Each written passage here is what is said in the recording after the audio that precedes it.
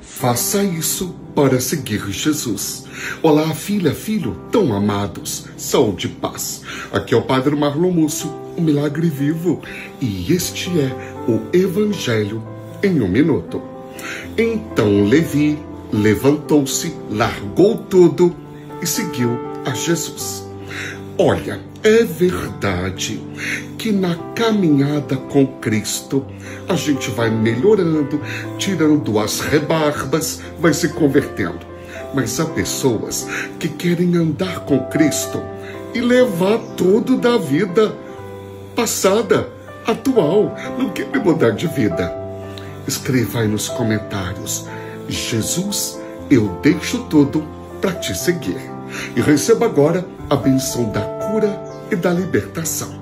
Em nome do Pai, do Filho e do Espírito Santo. Amém.